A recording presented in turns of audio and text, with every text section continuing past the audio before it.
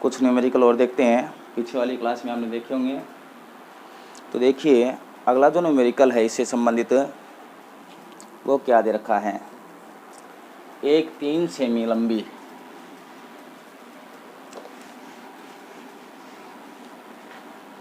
एक 3 सेमी लंबी मोमबत्ती,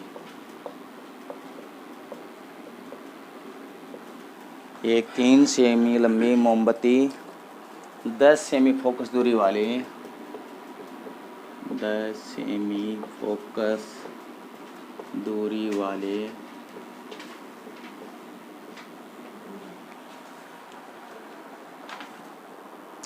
लेंस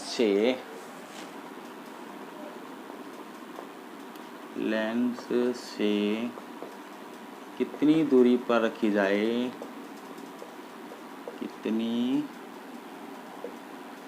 दूरी पर रखी जाए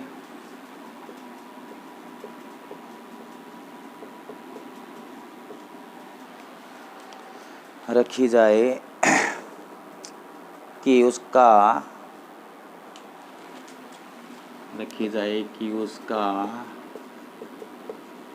6 सेमी लंबा प्रतिबिंब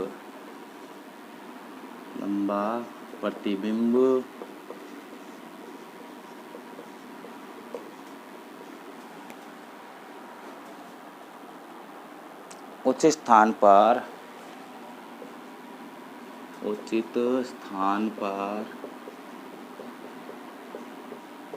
पर्दे पर प्राप्त किया जा सके,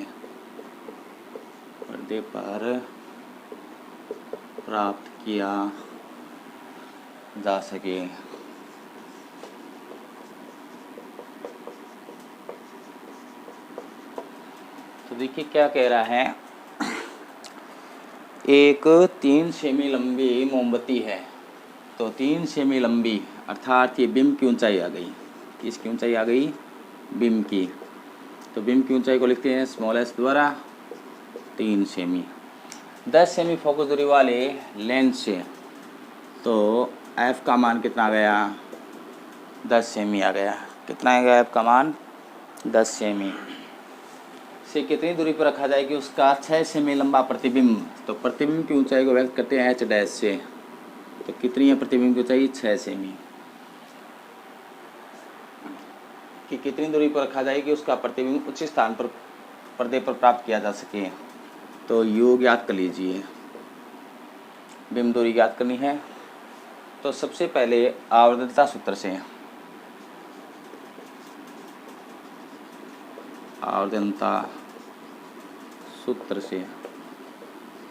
तो एक तो आपको पता है ऊंचाई से संबंधित एच डैश अपॉन एच, तो एम इक्वल एच डैश 6, ठीक है। और ये आपके पास जो प्रतिबिंब है, लंबा प्रतिबिंब प्राप्त हो रहा है।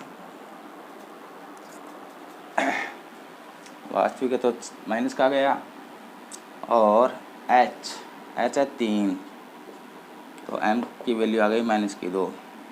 चूँकि आप लोग जानते हो एक सूत्र होता है एम बराबर वी अपॉन यू, ये भी होता है आवर्तनता का सूत्र। तो इसकी सहायता से देखते हैं क्या प्राप्त होता है। तो इसकी सहायता से m की वैल्यू आपके पास क्या है? -2, इसलिए -2 v upon you, v equal -2u। कोई दिक्कत नहीं है। समीकरण नंबर 1, लेंस सूत्र से, तो लेंस सूत्र क्या होता है? 1/f equal 1/v minus 1/u। कोई दिक्कत नहीं है। तो देखिए f की वैल्यू है 10, रख दीजिए। v के स्थान v के स्थान वैल्यू दे रखी है समीकरण 1 में, ये रही -2u, तो -2u -1/u। हल करते हैं और, तो देखिए और क्या हल आएगा। लघुत्तम लेते हैं इसका, तो u और 2u का लघुत्तम आ गया 2u। 2u में u का भाग देंगे -1, u का भाग देंगे -2। क्या आ गया देखो माइनस का 1 और माइनस का 2, माइनस का 3, 2 यू को इधर ले जाओ, 10 को इधर ले जाओ, तो यू को इधर ले जाएंगे तो यू माइनस का 3 गुणा 10 अपॉन में 2 था, 5 हो गया। यू की वैल्यू प्राप्त हो गई माइनस का 15 सेमी। कितनी हो गई? माइनस की 15 सेमी। अब इसी प्रकार प्रतिबिंब दूरी भी ज्ञात कर सकते हो, आपको सिर्फ यू पूछा गया है तो समीकरण 1 से लिख सकते हो आप। समीकरण 1 से, तो समीकरण 1 ये रही, इसमें यू की वैल्यू रख दीजिए, v इक्वल -2, यू की वैल्यू है माइनस का 15, तो माइनस माइनस प्लस, v की वैल्यू प्राप्त हो गई 30 सेमी। कितनी प्राप्त हो गई? 30 सेमी।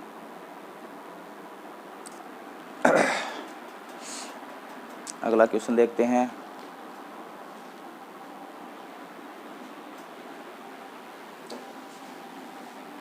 तो देखिए इसमें वापस देख लीजिए, एक 3 सेमी लंबी मोमबत्ती थी, तो मोमबत्ती की लंबाई अर्थात बिम की ऊंचाई दे रखी है। बिम की ऊंचाई तो h के द्वारा लिख दिया, 10 सेमी फोकस दूरी, तो f इक्वल 10 सेमी। लेंस से कितनी दूरी पर रखी जाए कि उसका 6 सेमी लंबा प्रतिबिंब उचित स्थान पर प्राप्त किया जा सके, तो u ज्ञात करना है, h डैश दे रखा है, ये वास्तविक प्रतिबिंब बनता है, इसमें आभासी प्रतिबिंब कोई कंडीशन नहीं दे रखी, तो माइनस का 6 सेमी। u इक्वल ज्ञात करना आपको आवर्धनता, एक ये सूत्र होता है m बराबर h डैश अपॉन h, एक ये होता है b अपॉन u। तो पहले इसकी सहायता से m की वैल्यू निकालते हैं, तो h डैश और h के मान दे रखे हैं, हल कीजिए, फिर यहाँ पर रख दीजिए, तो यहाँ पर v की वैल्यू आपके पास प्राप्त हो गई। लेंथ सूत्र यूज में लीजिए, उसमें v की वैल्यू रखिए, लघुत्तम लेकर हल कीजिए, इस प्रकार u और v की वैल्यू आप ज्ञात कर सकते हो।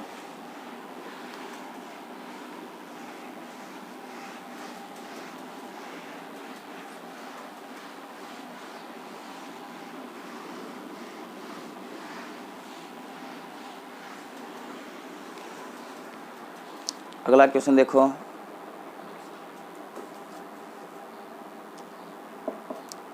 एक 1.50 अपवर्तनांक,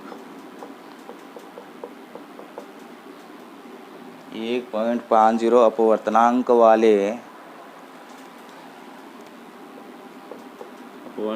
वाले कांच के एक लेंस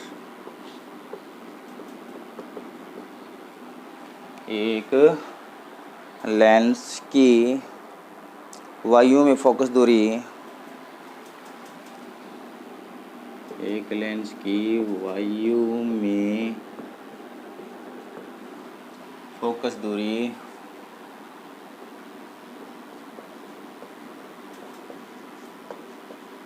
0.3 मीटर है,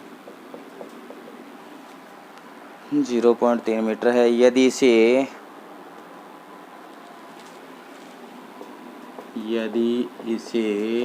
1.33 अपवर्तनांक के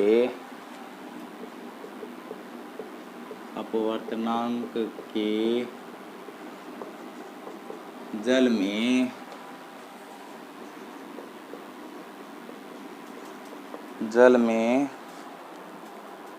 डुबोया जाए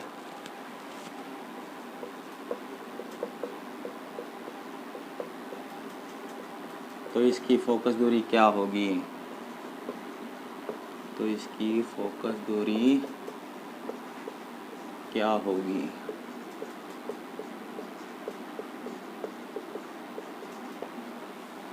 तो देखिए क्या कह रहा है, 1.50 अपवर्तनांक वाले कांच के लिए, तो अपवर्तनांक दे रखा है, कांच के लिए दे रखा है म्यू जी, लिख लीजिए ग्लास के लिए 1.50। एक लेंस की वायु में फोकस दूरी 0.3 मीटर है, वायु के लिए फोकस दूरी है एफ ए, लिख लेते हैं एयर, तो 0.3 मीटर है, इसमें ये मीटर में, तो एफ ए सेमी में बदलेंगे 30 सेमी आ जाएगा, नहीं आएगा। यदि इसे 1.3 अपवर्तनांक वाले जल में, तो जल का अपवर्तनांक दे रखा है, तो म्यू डब्ल्यू लिख लेते हैं 1.33। और क्या कह रहा है, जल में डुबो दिया जाए तो इसकी फोकस दूरी क्या होगी? तो जल में इसकी फोकस दूरी ज्ञात करनी है एफ डब्ल्यू, जल के लिए फोकस दूरी। तो ये वैल्यू आपको दे रखी थी। तो देखिए लेंस मेकर समीकरण की सहायता से क्या करेंगे, लेंस मेकर समीकरण से तो क्या होता है 1/f n2/n1, या ये लिख सकते हो म्यू जी के लिए है तो mu G upon mu A -1 1/r1 -1/r2। कोई दिक्कत नहीं है। n2/n1 होता है तो ग्लास और वायु के लिए दे रखा है तो ये लिख लिया, कोई दिक्कत नहीं है। अब वायु के लिए है तो यहाँ पर क्या लिख सकते हैं ए। अब आपको क्या दे रखा है, फे का मान दे रखा है 30 सेमी, तो लिख देते हैं, कोई दिक्कत नहीं है। म्यू जी, अब आपको पता वायु के लिए अपवर्तनांक का मान कितना होता है, ध्यान रखना वायु के लिए अपवर्तनांक का जो मान होता है वो सदैव 1 होता है।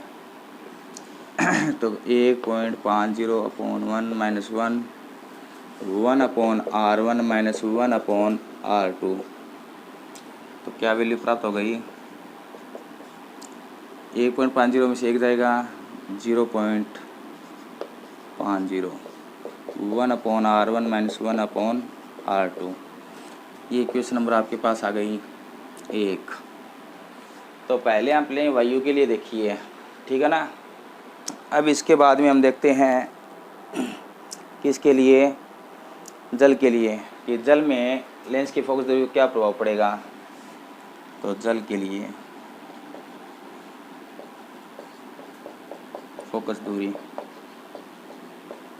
तो जल के लिए फोकस दूरी याद करते हैं तो सूत्र ये लगेगा 1/f के स्थान पर क्या लिख देंगे W। और आपके पास इस बार किस से किस में जा रहा है, कांच से जल में जा रहा है। तो इससे संबंधित यदि लिखते हैं तो देखिए आपके पास जो अपवर्तनांक का सूत्र होगा वो क्या होगा, mu G upon mu W, mu G upon mu W -1 1/r1 -1/r2। ठीक है। अपवर्तनांक चेंज हो गए, पहले वायु से इसमें लेंस में अपवर्तन हो रहा था, इस बार कांच से जल में अपवर्तन हो रहा है, तो इसी समय mu G upon mu W आपने लिख दिया, कोई दिक्कत नहीं है। अब देखिए इसके बाद में इसको हल करते हैं। तो क्या आएगा 1/FW इक्वल म्यू जी, तो म्यू जी का मान कितना था 1.50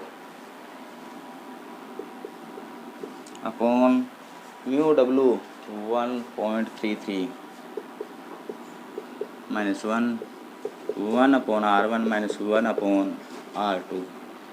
ठीक है, इसको हल करते हैं। 1.50 को इसमें भाग देने पर हल करके देख लेना, 1.1278 1.1278 -1 1/r1 -1/r2 क्या रह गया 1/FW। तो ये रह गया 0.1278 इंटू 1/r1 -1/r2।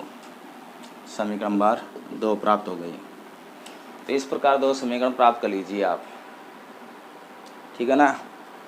तो 2 समीकरण आपने इस प्रकार प्राप्त कर ली। अब आपको क्या करना है, जो समीकरण 2 है और समीकरण 1 है ये रही, तो समीकरण 1 में समीकरण 2 का भाग देंगे, ठीक है ना।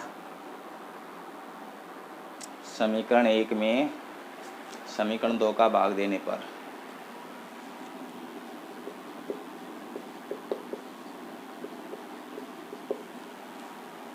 समीकरण 2 का भाग देने पर, तो समीकरण 1 क्या है आपके पास, ये रही। LHS में LHS का भाग देते हैं, इसमें इसका भाग देंगे तो 1/FW है, तो FW कहाँ जाएगा ऊपर, ठीक है। तो समीकरण एक आपके पास ये रही है। इसका RHS देखते हैं, 1/R1 माइनस 1/R2, और इधर क्या है 0.1278, 1/R1 माइनस 1/R2। तो ये क्या हो जाएंगे, कैंसिल हो जाएंगे। ठीक है, अब इसके बाद में हल करते हैं। और तो देखिए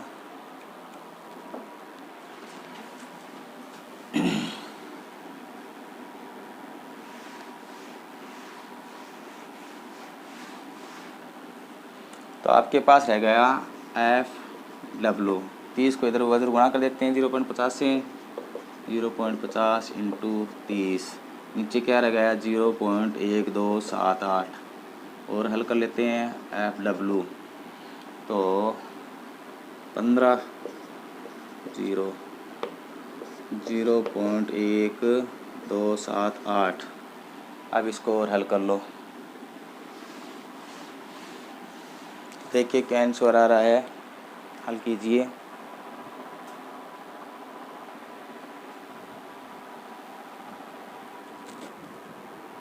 एक 117.36 सेमी, 117.36 सेमी। ठीक है, तो देखिए प्रारंभ से देख लीजिए वापस कि 1.50 अपवर्तनांक वाले कांच के एक लेंस की वायु में फोकस दूरी 0.3 मीटर है। तो पहले तो इतना हल कीजिए कि 1.50 अपवर्तनांक, तो आपको कांच का अपवर्तनांक देखा है 1.50, और वायु में है तो वायु का अपवर्तनांक कितना होता है, सदैव 1 होता है। ठीक है, इसकी फोकस दूरी कितनी दे रखी है, इससे संबंधित 0.3, तो इसको किस में बदल लीजिए, सेमी में। तो 30 सेमी आ जाएगा, नहीं आ जाएगा, तो F 30 सेमी प्राप्त हुआ था हमें। इससे समीकरण जो आपके पास है लेंस मेकर समीकरण उसमें रखिए। ठीक है, समीकरण नंबर 1 आ जाएगी हल करने पर। इसी प्रकार फिर इसमें क्या कह रहा है कि कांच के लिए और जल से संबंधित अपवर्तनांक देखिए। तो कांच के लिए तो अपवर्तनांक कितना दे रखा था 1.50, और जल से संबंधित 1.33। तो इससे संबंधित फोकस दूरी आपको ज्ञात करनी है, तो 1/FW हो जाएगा। तो क्या लिखेंगे, NG/NW लिखेंगे। तो NG और NW का मान रख दीजिए और हल कीजिए। ठीक है, फिर समीकरण 1 में समीकरण 2 का क्या दे दो, भाग। आगे देखते हैं अगला क्वेश्चन।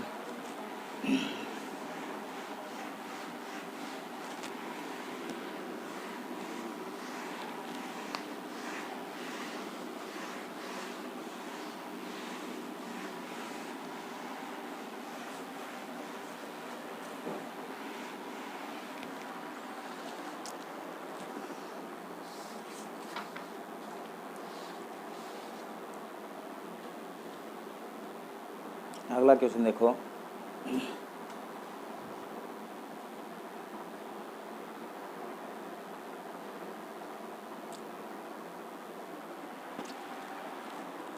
n बराबर √3, क्वेश्चन दे रखा है n बराबर, म्यू भी लिख सकते हो, अपवर्तनांक दे रखा है n बराबर √3 वाले कांच के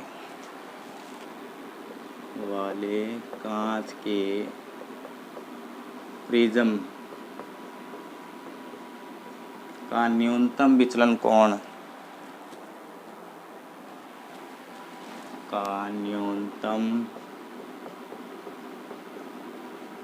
विचलन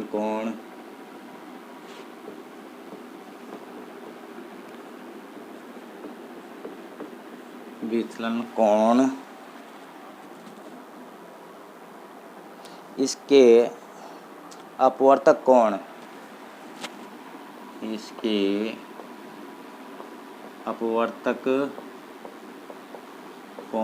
जिसे आप प्रिज्म कोण भी कहते हो, क्या कहते हो, प्रिज्म कोण, जिसे कैपिटल ए द्वारा अर्थ करते हो। अपवर्तक कोण के बराबर है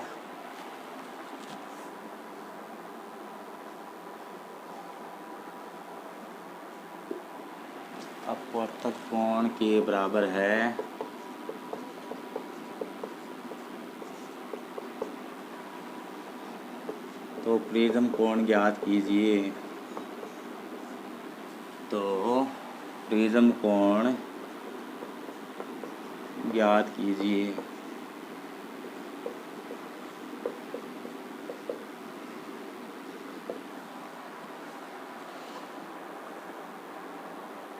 क्या कह रहा था प्रश्न में कि √3 वाले कांच के प्रिज्म का न्यूनतम विचलन कोण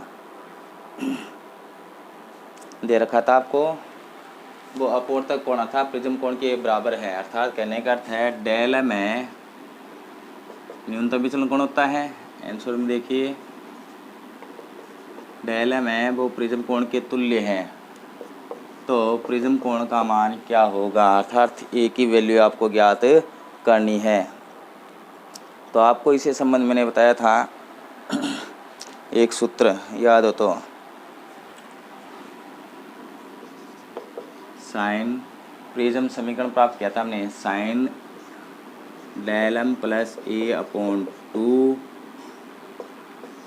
साइन ए अपॉन 2 n2 1 n2 बटा n1।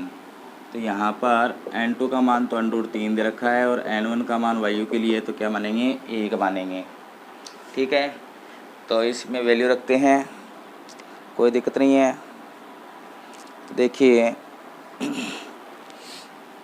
वैल्यू रखेंगे तो साइन डेल m के स्थान पर a प्लस ए अपॉन में क्या था 2 था, पूरे के भाग में होता है ये साइन a अपॉन 2।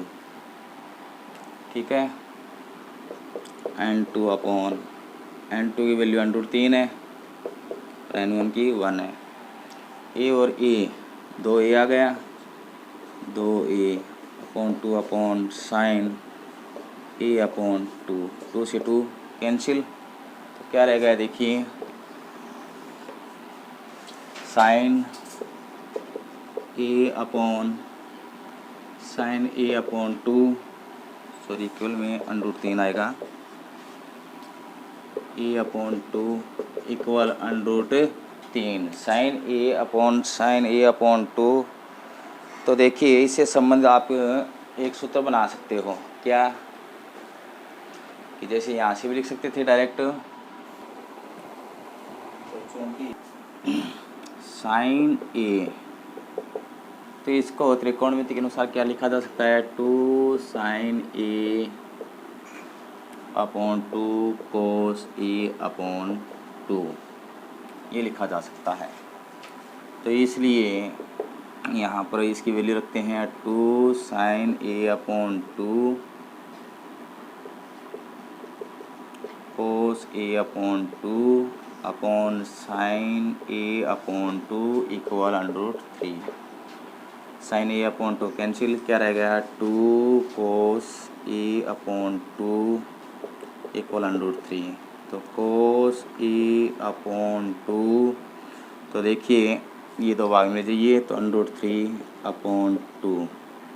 ठीक है, a upon 2 cos inverse √3 upon 2, तो कोस इनवर्स √3 अपॉन 2 देखते हैं इसकी वैल्यू क्या होती है। तो इस अवस्था में आपको पता होना चाहिए कोस, इसकी वैल्यू याद करनी है तो कितना होता है कोस √3 का मान, सॉरी √3 अपॉन 2 का मान 30 डिग्री, कितना होता है 30 डिग्री। क्या लिखेंगे, चूँकि कोस इनवर्स √3 अपॉन 2 30 डिग्री, इसलिए a अपॉन 2 इक्वल 30 डिग्री।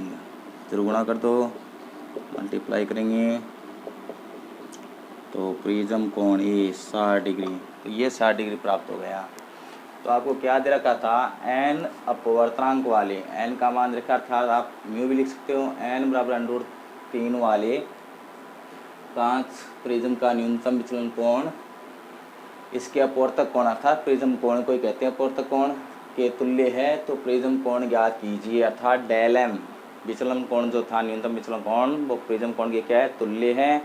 तो इस अवस्था में आपको ज्ञात करना था प्रिज्म कोण का मान। तो n2 का मान आपको दे रखा है √3 और वायु के लिए n1 का मान सदैव कितना होता है 1। तो ये एक आपने सूत्र देखा था प्रिज्म से प्रकाश का अपवर्तन समीकरण, तो इसके अनुसार आपके पास ये वैल्यू प्राप्त हो गई n2/n1। तो डेल m के स्थान पर क्या लिखेंगे, ये जो आपके पास होता है अपॉन में पूरे भाग में 2 होता है ये, तो इसके अनुसार क्या लिखेंगे, del m plus a/2। Del m के स्थान पर a प्लस a क्या होगा 2a, हल कर लीजिए। ठीक है, साइन ए को क्या लिख सकते हैं, साइन ए 2 sin a/2 cos a/2, तो इसको वापस लिखेंगे sin 2a/2, तो 2 से 2 कट जाएगा, तो आराम से साइन ए आ जाएगा। ठीक है ना। और आगे हल करना है सिर्फ, cos इनवर्स √3/2 का मान कितना होता है 30 डिग्री, तो आपके पास प्रिज्म कोण आ गया। ठीक है, आगे न्यूमेरिकल अगली क्लास में करवाते हैं। ठीक है, ओके।